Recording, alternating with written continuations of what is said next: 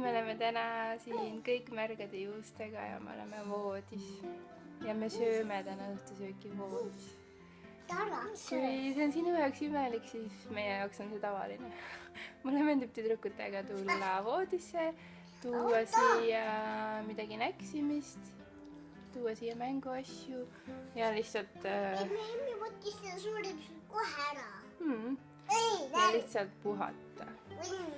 Täna oli selline päev, kus kutsuti lasteaeda varem järgi Sofiale, sest tal oli palavik.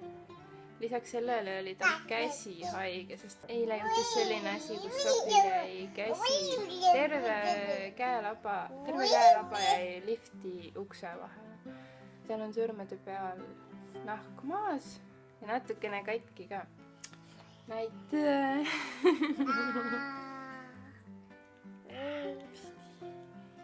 Njama!